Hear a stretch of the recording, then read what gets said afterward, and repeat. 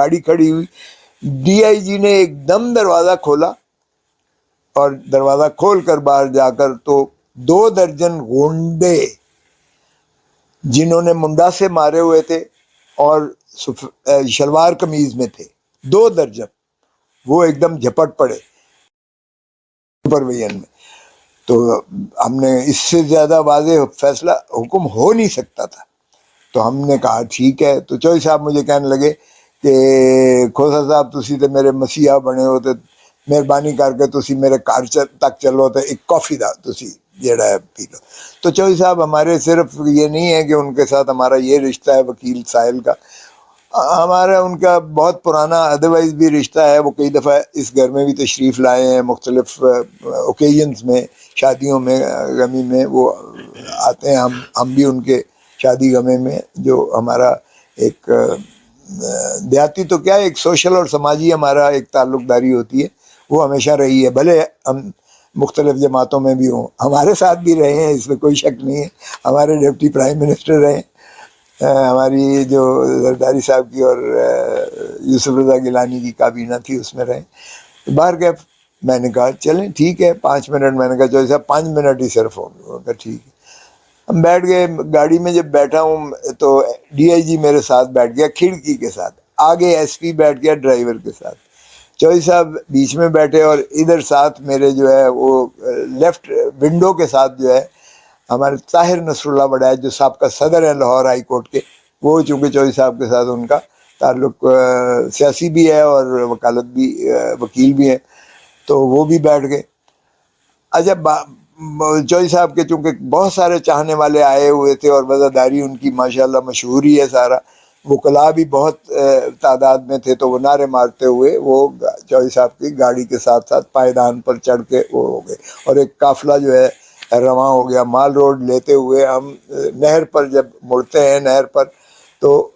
وہ جو F C road آتی ہے اس کی طرف اگر لیفٹ پر جائیں تو چوہی صاحبان کے گھر ایف سی روڈ آ جاتی ہے, ایف سی کالج کے اپوزٹ چوہی صاحبان کے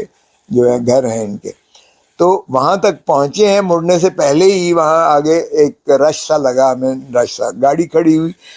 ڈی آئی جی نے ایک دم دروازہ کھولا اور دروازہ کھول کر باہر جا کر تو 2 درجن گونڈے جنہوں نے منڈا سے مارے ہوئے تھے اور شلوار قمیض میں تھے, 2 درجن, وہ ایک دم جھپٹ پڑے. مجھے تو انہوں نے کہا کھوسا صاحب آپ گاڑی سے پلیز نیچے اتر آئیے گا. مجھے تو ظاہر ہے کہ علیحدہ کر کے تو ایک دم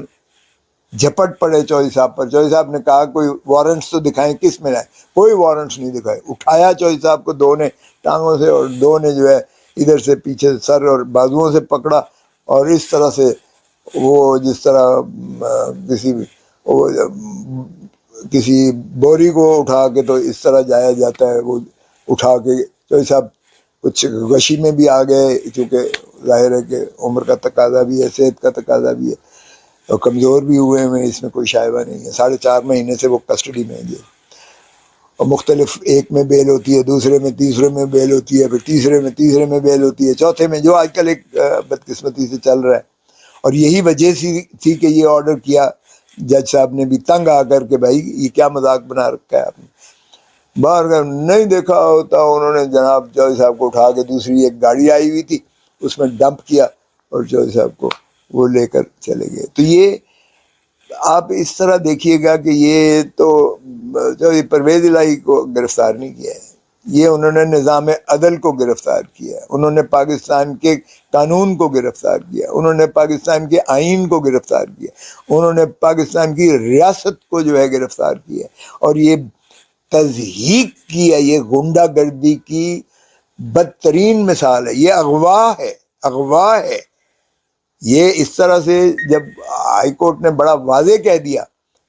کہ کسی بھی ایم پی او میں بھی گرفتار نہیں کرو گے, اور پھر بلا کے کہا, اور پھر ان دونوں ڈی آئی جیز کو اور ایس پی کو یہ کہا کہ آپ ان کو حفاظت سے گھر چھوڑ کر آئیں گے, یہ میرا حکم ہے. اس کے بعد اس سے زیادہ تضحیق میں نے اپنی زندگی میں کبھی نہیں دیکھی ہے, اور یہ میری آنکھوں کے سامنے ہوا. اور میری بدقسمتی کہ میں نے جج صاحب کو یہ کہا کہ ان کو یہ تحفظ دیجیے گا, اور جج صاحب نے کمال انہوں نے وہ کرتے ہوئے میں سمجھتا ہوں استقامت کے ساتھ، انہوں نے بڑی دلیری کے ساتھ اپنے فرائض منصبی ادا کرتے ہوئے، جج تو یہی کر سکتے ہیں، لیکن بدقسمتی یہ ہم سمجھتے تھے کیئر ٹیکر گورنمنٹ آئے گی تو یہ حرکتیں جو شریف برادران کی جو حکومت کے دورانیے میں تھے، پی ڈی ایم کی جو کچھ ظلم اور جبر اور بربریت ہو رہی تھی، ہمارا خیال تھا کہ یہ تھم جائے گا، لیکن یہ بالکل اس کا تسلسل ہے، جس طرح آپ کی مہنگائی اسی کا تسلسل ہے، آسمانوں پر بڑھتی چلی جا رہی ہے، اور جس طرح ڈالر کی پرواز بدستور اور بسلسلہ چلتی چلی جا رہی ہے، اور جس طرح آپ کا سٹاک ایکسچینج کریش کر کے جو ہے جا رہا ہے، اور جس طرح آپ کی جو ہے